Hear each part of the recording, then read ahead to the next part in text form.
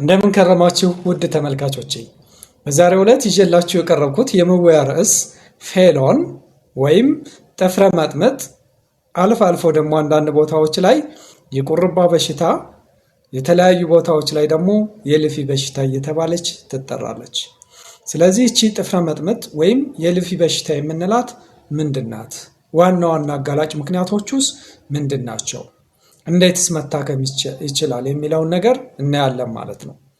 አልፎ አልፎ በአንዳንድ የማህበረሰብ ዘንድ የሚታይ መጥፎ የሆነ አመለካከት አለ። እቺ ጥፍረ መጥመጥ የምትባል በሽታ ሕክምና ቦታ ላይ ሕክምና እንደሌላትና ከዛ በተጨማሪ ደግሞ ወደ ሕክምና ቦታ ተሄዶ ሕክምና ሲደረግ በሽታዋ እንደምትባባስ የሚያሳይ አንዳንድ አመለካከቶች አሉ። ይሄ ትክክል አይደለም። በሕክምና ቦታ ሙሉ በሙሉ መታከምና መዳን የምትችል በሽታ ናት። ስለዚህ ፌሎን ወይም ጥፍረ መጥመጥ እያልን የምንጠራት በሽታ በባክቴሪያ አማካኝነት በኢንፌክሽን የምትከሰት በሽታ ናት። ብዙ ጊዜ የጥፍርን የጫፉን ክፍል የጣትን የጫፉን ክፍል የጥፍር መባቀያን ጀምሮ በማሳበጥና መግል እንዲይዝ በማድረግ ከፍተኛ ህመም የምታስከትል በሽታ ናት ማለት ነው።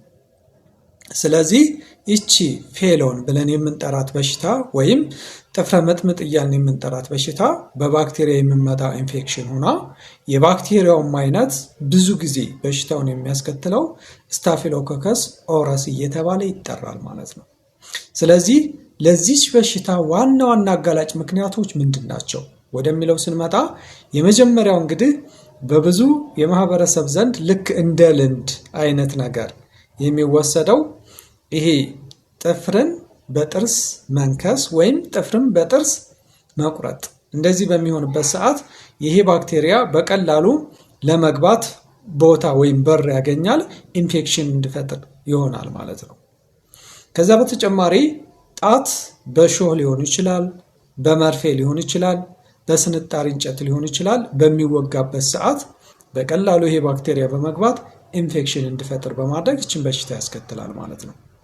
አልፎ አልፎ ደግሞ እንደ አጋላጭ ምክንያት የሚቆጠሩ አንዳንድ በሽታዎች አሉ። ለምሳሌ የስኳር በሽታ፣ ከዛ በተጨማሪ ደግሞ የኢሚዩኒቲን ወይም በሽታን የመከላከል አቅም የሚያዳክሙ በሽታዎች፣ ለምሳሌ የካንሰር በሽተኞች፣ በተለይ ኬሞቴራፒ ላይ ያሉ የኤችአይቪ በሽተኞች፣ እነዚህ ለዚች በሽታ የመጋለጥ እድላቸው ከፍ ያለ ነው ማለት ነው።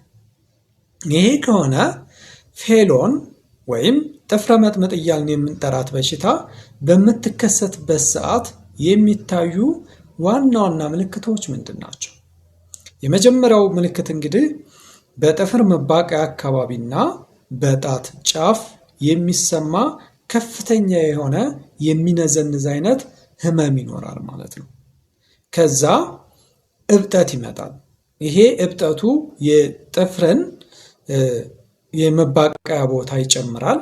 ከዛ በተጨማሪ ደግሞ የጣትን ጫፍ ሙሉ በሙሉ ኢንቮልቭ እንዲሆን በማድረግ የሚከሰት እብጠት ይኖራል ማለት ነው። እብጠቱ ከተከሰተ በኋላ አሁንም ቆዳ ላይ ቀይ መሆን ይኖራል። ቀይ ይሆናል ቆዳው። ከዛ ካልታከመ እየቆየ በሚሄድበት ሰዓት መግል ይዝና ውስጡ በከፍተኛ ደረጃ የሚነዘንዝ አይነት ህመሙ እየተባባሰ ይሄዳል ማለት ነው። ከዛ በተጨማሪ ትኩሳት ሊኖር ይችላል ማለት ነው። እነዚህ እንግዲህ ዋና ዋና ምልክቶቹ ናቸው ማለት ነው። ይሄ ከሆነ ይቺ በሽታ በጊዜ ካልታከመች ምን አይነት ችግሮችን ልታስከትል ትችላለች? ቶሎ የህክምና አገልግሎት ቦታ ተሄዶ ህክምና ካላገኘች ኢንፌክሽኑ ወደ አጥንት ሊዛመት ይችላል።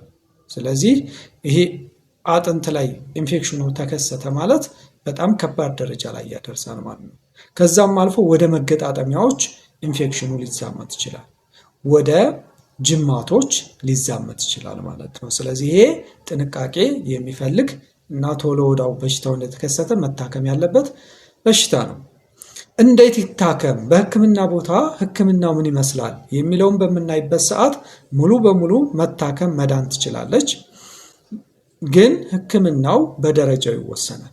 የመጀመሪያ ደረጃ ላይ የሚሆን ከሆነ ይህም ማለት ምንድነው? ማበጥና ቆዳው መቅላት ህመም ካለ፣ ሌላ መግል ካልያዘ ማለት ነው። ስለዚህ ማበጥና መቅላት ብቻ ከሆነ ይሄ በቀላሉ በሚዋጥ መድኃኒት ይሄን ስታፊሎኮከስ ኦረስን ሊያጠፋ የሚችል መድኃኒት በሱ የህክምና አገልግሎቱ ይሰጣል ማለት ነው።